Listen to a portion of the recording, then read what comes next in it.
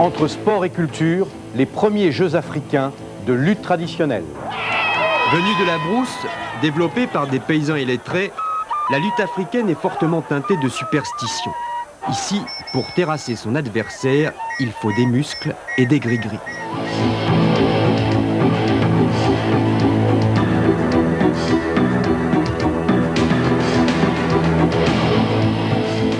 « 226e numéro d'Envoyé spécial.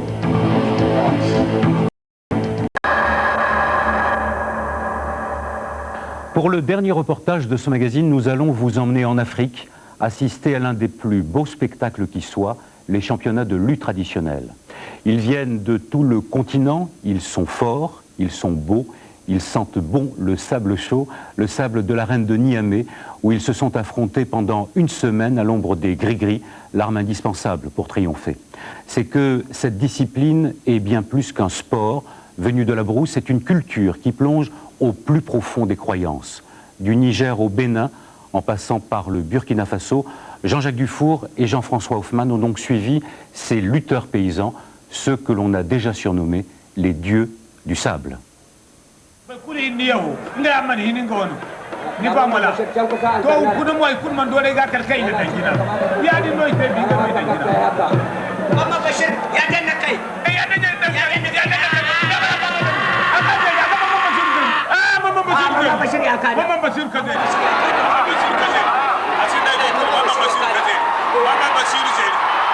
À l'ombre, où il fait plus de 45 degrés, les places coûtent 5 francs. Au soleil, 2 francs. Des places que l'on s'arrache parce qu'ici en Afrique, la lutte traditionnelle, c'est beaucoup plus qu'un sport, c'est une pratique culturelle. Retransmis en direct par la Voix du Sahel, la radio nigérienne, ces championnats sont commentés en 2 langues, la Hausa et le Germa. Des commentaires presque aussi spectaculaires que les combats. Venue de la brousse, développée par des paysans illettrés, la lutte africaine est fortement teintée de superstitions. D'ailleurs, il est de notoriété publique que le sable de l'aire de combat regorge d'ossements d'animaux, d'amulettes et de fétiches. Ici, pour terrasser son adversaire, il faut des muscles et des gris-gris.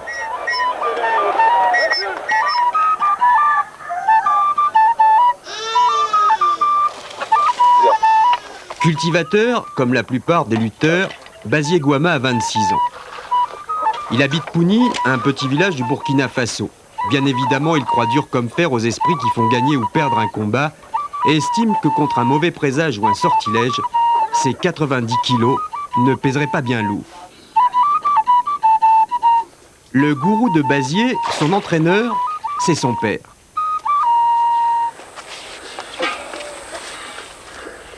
Mon fils, je l'entraîne physiquement, mais surtout psychologiquement.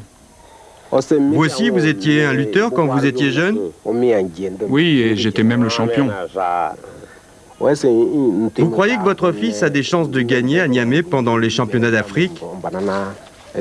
Sûrement parce qu'il a été choisi par Dieu et que le féticheur, le marabout, m'a affirmé que tout se passerait bien. Vous avez été voir un féticheur? Oui, et Bazié ramènera la victoire. Bazié, qui ne manque pas d'humour, a tenu à préciser qu'il ne faut quand même pas oublier l'importance de la technique et de la force. Le marabout ne fait quand même pas tout le boulot.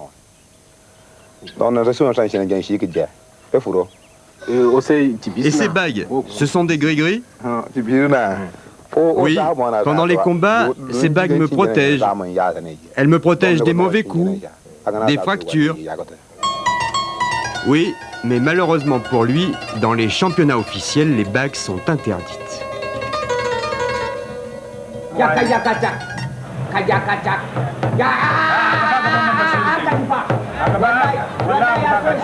Si dans beaucoup de pays d'Afrique, la pratique de la lutte traditionnelle a tendance à disparaître, elle reste très vivace au Sénégal et au Niger.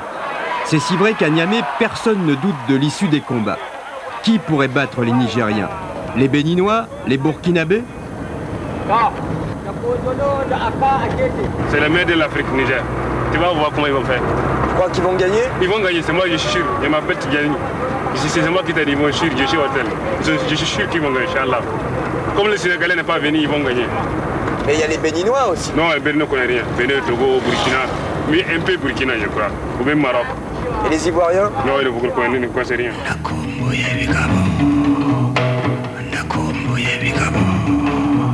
Chauvin, ce chauffeur de taxi? Peut-être. En tout cas, lors des premiers combats et face aux lutteurs nigériens, les Burkinabés n'ont pas fait le poids.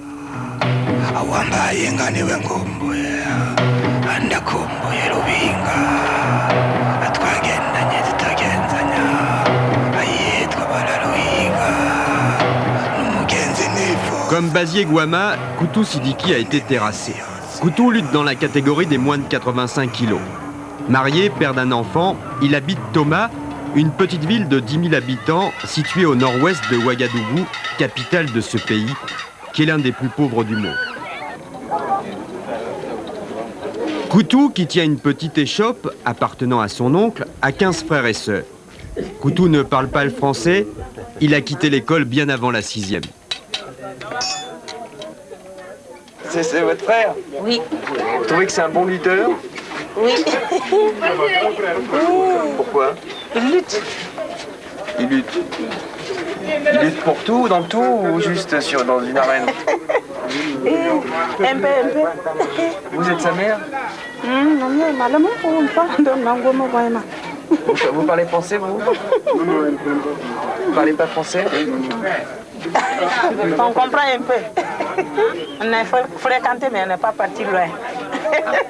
Vous voulez dire que vous n'avez pas été beaucoup à l'école? C'est ça? Oui. La famille Sidiki n'est pas une exception. Au Burkina, 80% des adultes sont analphabètes. Lui, c'est Thomas, l'un des frères de Koutou. Dans sa classe de CP2, il y a 94 élèves. Bonsoir au directeur. Répète.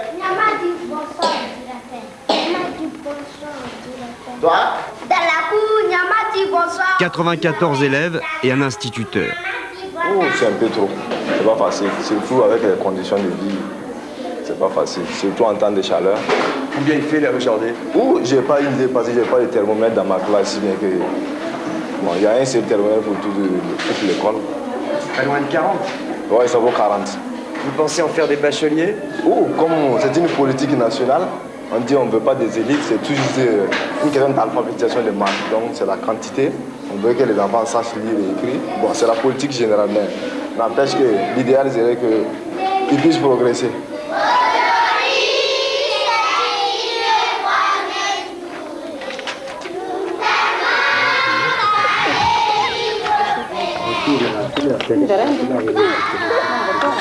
Bon, nous, on a eu la chance, les missionnaires sont arrivés assez tôt déjà chez nous aussi à Toma, ce qui fait que la scolarisation quand même est assez acceptable. Tandis que dans les régions vers les Tori et autres, un peu au-delà, vous savez, les gens à l'école, ils préfèrent garder leurs enfants, qui gardent le bétail peut-être, que de les envoyer à l'école. Comme tout le monde en brousse, Sylvain Paré, instituteur à la retraite, a lui aussi touché à la lutte. Mais c'était il y a longtemps. Et la lutte, justement, là, puisqu'il va y avoir les championnats à Niamey, est-ce que ça peut apporter de l'argent aux lutteurs? C'est ce que même la population demande. Est-ce que ça apporte de l'argent? Comme je l'avais dit, bon, dès l'enfance, on apprend à lutter. Et il n'y avait pas d'arrière-pensée. Non. Bon, je vais être champion. Bon, on n'avait que ça à l'idée avant. Pour la gloire? Pour la gloire, voilà. Vous l'avez trouvé. Mais dire que, bon, c'est de l'argent qu'on cherche. Non. De l'argent, les lutteurs victorieux en récoltent après les combats, en passant dans les tribunes. Battu, Koutou Sidiki n'a pas gagné grand-chose. En revanche, Labo Mekafo, le champion toute catégorie du Niger, a touché quelques sous. Pas des montagnes d'or, mais bon, ici, il faut savoir qu'avec 800 francs de salaire mensuel, on est considéré comme un anti.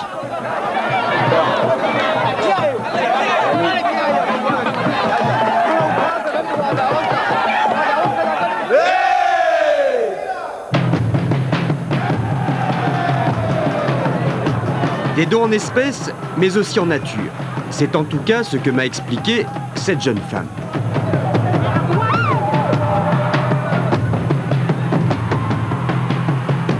Momouna est commerçante. elle vend des pagnes au grand marché de Niamey. Au Niger, les femmes ne vont pas au stade pour assister au match de foot. Mais si c'est la lutte, il n'y a pas de problème. Alors, dites-moi, est-ce qu'ils sont aimés par les femmes, les lutteurs? Ils sont beaucoup aimés par les femmes parce qu'il y a des femmes qui proposent leurs filles aux lutteurs. Il y a même des jeunes filles qui se proposent eux-mêmes aux lutteurs sans rien donner comme argent. Les dots, l'argent de cola, rien. C'est la fille qui finance tout. Et elles donnent des cadeaux aussi? Les filles, oui, elles donnent beaucoup de cadeaux aux lutteurs, beaucoup. Conserver, encourager des traditions séculaires comme la lutte, Momouna est pour. En revanche, dans ce pays musulman, où l'on arrange encore les mariages et où la polygamie est la règle, il y a des coutumes qu'elle réprouve franchement. Un homme a droit à 4 femmes. Oui. 4? Oui, à 4 femmes. Et il les entretient toutes sur le même pied d'égalité? Non. Non. Il y a une ou bien deux qu'on aime plus que les autres. Oui. Et à qui on offre plus de choses? Oui, plus de choses, oui. On aime ses enfants, tout ce qu'elle aime, c'est ça qu'on va faire dans la maison. Et les autres, elles sont un peu délaissées alors? Oui, elles sont délaissées. Surtout quand on est un peu vieille, c'est fini. Ah bon? Oui. Et c'est à quel âge qu'on est vieux alors? Hein? Vieille. À quel âge on est vieille? Bon, ici, à 40 ans, on est déjà vieille. On ne sort pas, on est à la maison, c'est tout. Si ce n'est pas les baptêmes, le mariage, on ne sort pas. Vous avez quel âge vous? Moi, j'ai 22 ans. Ah, vous avez encore un peu de marge? Oui. Oui. Il faut en profiter avant d'avoir 40 ans alors? Oui. Et puis, moi, je ne vais pas être avec d'autres femmes. Je vais être seule avec mon mari. Ah, vous voulez pas qu'il y ait 4 femmes à la maison? Non, je vais être seule avec mon mari. Vous aimeriez épouser un lutteur? Bon, non. J'aime les lutteurs, je les supporte, mais je n'aime pas me marier avec un lutteur, non. L'histoire des dons en nature pouvant paraître farfelue, j'ai demandé confirmation à Commando, l'une des stars de l'équipe nigérienne. Oh oui, des fois on gagne des maisons, des filles même. Ah, des filles? Oui. Qui a déjà gagné des filles? Oui. Ah bon? Oui. Et tu les as gardées? Oui. Combien? Une seule. Une seule? Oui. Des maisons aussi ou des voitures? Oui. J'ai gagné une maison, puis j'ai gagné la voiture. Quand ils ne luttent pas au Niger, ils partent au Nigeria ou en Côte d'Ivoire. Là-bas, la lutte est organisée sur le modèle de la boxe. C'est là-bas, on lutte tout le temps. Ça, il n'y a pas demain ou soir, non. Chaque samedi, dimanche, en Côte d'Ivoire, on lutte. Et là-bas, c'est professionnel presque? En tout cas, c'est professionnel. Là-bas, tu sais, on fait le combat. Parce qu'on fait le combat entre moi et d'autres lutteurs. C'est-à-dire, mon adversaire, on peut poser au moins 100 000 ou 60 000. Ah, c'est payé là-bas, il y a des contrats? C'est un contrat. C'est comme la boxe professionnelle? Là-bas, c'est payé. On fait ça à 120 000 des fois. Alors qu'ici, c'est amateur? Oui, ici, c'est amateur. Il y a des gens qui donnent des dons comme ça? C'est ça, voilà. Mais là-bas, en Côte d'Ivoire, à ce temps qu'on lutte là-bas, on fait le combat à 60 000. Chaque lutteur, il devrait gagner 60 000. Même si on t'a terrassé ou bien tu n'es pas... Même si tu as gagné, tu n'es pas gagné, il te donne ça. 60 000 francs CFA, c'est-à-dire 600 francs.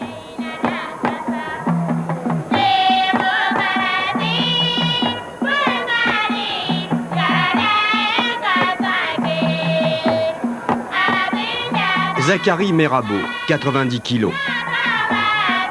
Malik Akouloni, 80 kg. Tous deux font partie de l'équipe du Bénin. Une équipe qui a préparé ses championnats à Malanville. Une bourgade béninoise située à la frontière du Niger. C'est le passage obligé des camions venant de Cotonou, le poste frontière de la route du coton. Si les entraîneurs ont choisi cette localité pour préparer les lutteurs, c'est qu'il y fait aussi chaud qu'à Niamey.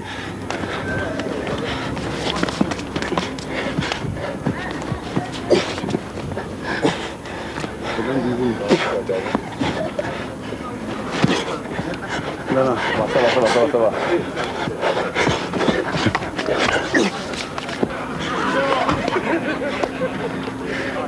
Il fait trop chaud là. Oh. Ici, à Manaville. Si je suis là, je ne peux pas travailler dans la journée à cause de la chaleur. Vraiment, ils sont en train de souffrir là. Et vous êtes bien entraîné ou... Oui, parce qu'on fait ça à 7h, à 8h et on laisse à 17h à 18h on fait ça. Donc comme ça, même dans la journée, si on a dû faire l'entraînement à 9h, 10h, on ne peut pas. Trop chaud. Trop chaud. Et vous me disiez que vous n'aviez pas assez d'entraînement. Vous n'étiez pas assez souvent regroupés pour vous entraîner. Oui. C'est-à-dire? Parce que nous ne sommes pas dans la même ville. Parce que l'entraînement d'une semaine à 2 semaines, ça ne nous suffit pas. Nous, on voulait qu'on nous trouve à quelque part pour faire l'entraînement de 2 mois, 2 mois, 15 jours comme ça. Comme ça nous amène de souffle, quoi. Karim rêve. 2 mois d'entraînement. Leur fédération n'a pas vraiment les moyens. Ainsi, par exemple, Zachary Merabo a raté plusieurs sélections nationales parce qu'on n'avait pas assez d'argent pour payer ses frais de transport. Zachary, qui a 2 femmes, habite à 3 km de Malanville. Ça s'appelle Coquille et on ne peut y accéder qu'en pirogue ou à la nage. Lorsque nos ancêtres sont venus fonder le village, en ce temps-là, ce n'est pas l'agriculture, c'est la pêche. C'est un manque de l'eau qui a fait que tout le monde s'est retourné à l'agriculture. Je cultive le maïs, le sorgho, petit mil, et pour bénéficier quelque chose pour l'argent, pour faire mes petites affaires, c'est oignons, tomates, piments. Et on gagne bien sa vie quand on est agriculteur au Bénin? Au Bénin, quand on est agriculteur, on dit qu'on ne peut pas bien gagner sa vie parce que toi, tu es un agriculteur. Tout ne va pas cher, mais on va te dire d'acheter cher. Si maintenant, par exemple, tu veux des pagnes à tes femmes, des années passées, si tu as 5 000 francs, tu trouves même 6 pagnes. Maintenant, si tu as 10 000 francs, c'est 3 pagnes seulement que tu vas avoir. Ça, c'est à cause de la dévaluation. Nous disons que c'est à cause de la dévaluation. Et c'est la dévaluation, c'est la démocratie qui a amené la dévaluation. Pourtant ardemment souhaitée par le chef de l'État béninois, la dévaluation du franc CFA n'a pas provoqué le miracle économique attendu. Et aujourd'hui, la population est saignée à blanc par l'augmentation des produits de première nécessité. Agriculteurs, commerçants, chauffeurs routiers, la rengaine est toujours la même, la vie est trop chère. Vous savez, le SMIC, comme on l'appelle, le salaire interprofessionnel garanti ici est très faible. Très faible. Vient encore les effets pervers de la dévaluation. Aujourd'hui, un conducteur routier n'est pas au-delà de 30 000 francs CFA. Pas beaucoup. Pas beaucoup. Ça ne suffit pas. Quelqu'un qui a une famille avec la dévaluation, 30 000 francs CFA par mois, qu'est-ce que ça peut lui faire? Vous vous rendez compte?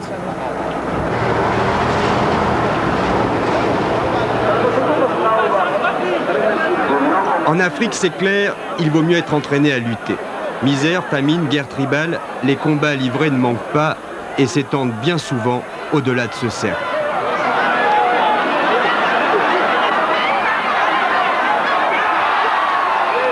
Damouré Zika ne me démentira pas puisque depuis 1943, cet infirmier essaie de terrasser les épidémies. À 71 ans, il continue encore de soigner ses congénères dans un petit dispensaire des environs de Niamey. J'ai lutté aussi, mais ça n'a pas continué parce qu'un jour, je suis tombé sur un grand gaillard qui m'a terrassé et qui a foncé carrément ma tête dans le sable. Mes oreilles et mon nez étaient pleins de sable. À partir de ce moment, j'ai dit, mon vieux, il est méchant. Et j'ai cessé de lutter. Mais des défaites, Damouré en a connu d'autres. La dernière en date est récente, fin 1994, et a pour nom méningite cérébrospinale. Il a fait ce qu'il a pu, mais comme l'épidémie s'est déclenchée au moment où le pays était paralysé par une grave crise institutionnelle, il a fallu attendre 3 mois pour que des mesures énergiques soient prises. Résultat, fin avril, on dénombrait 2700 morts.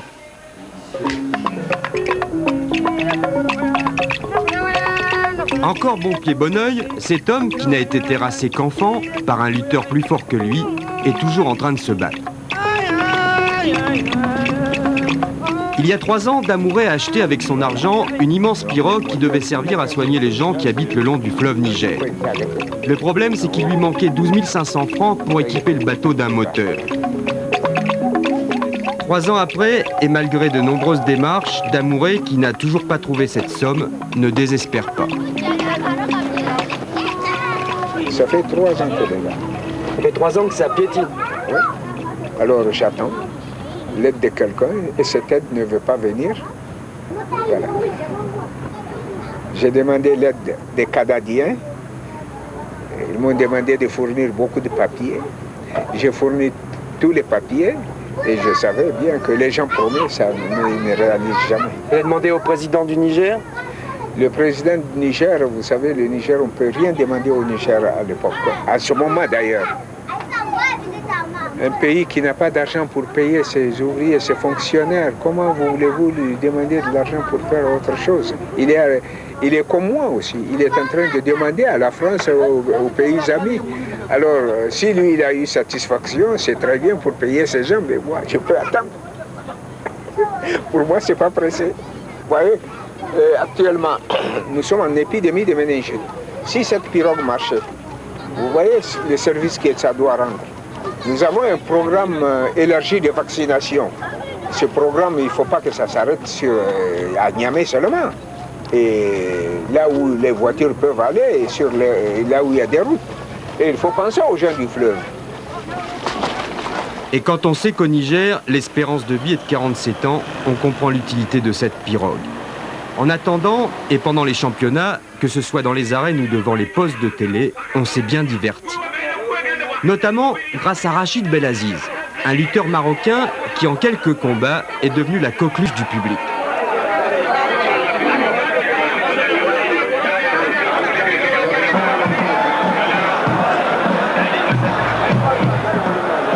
Rachid, ce sumo de plus de 100 kilos, personne ne savait par quel bout le prendre. Dans les tribunes, on exultait. Tenez par exemple, Amissou et Nayoussa, tous 2 chefs de rang dans un hôtel de la ville. Ils étaient pliés en 2.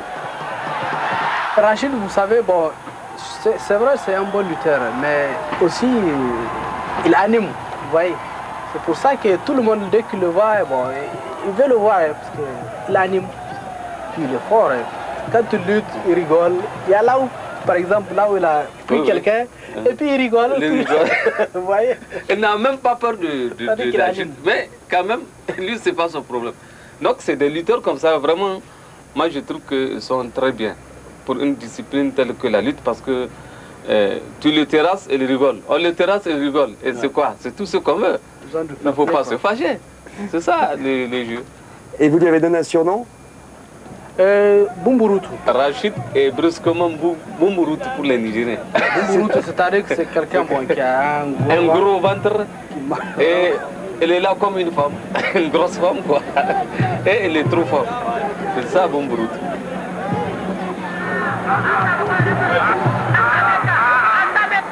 D'ailleurs, en finale, pour que le Niger réussisse à terrasser Bumburutu, j'ai appris par une indiscrétion qu'il avait fallu faire travailler les marabouts. On l'a mis dans une bouteille, m'a expliqué très sérieusement le responsable des sports de la télé nigérienne. Ça peut paraître irrationnel, mais c'est comme ça. C'est donc comme ça que les Nigériens, qui entre nous soit dit, avaient assez de technique et de force pour triompher sans gris-gris, ont remporté ces premiers championnats d'Afrique.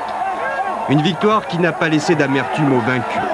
Pour nous, arriver sur place, c'est déjà une victoire, racontait le directeur technique de l'équipe du Togo. Avec ses 5 lutteurs, en taxi-brousse, il a mis plus de 2 jours pour venir de Lomé à Niamey. La Mauritanie est arrivée 2 jours après le début des combats. Quant au Tchad et à la Guinée-Conakry, on les attend toujours.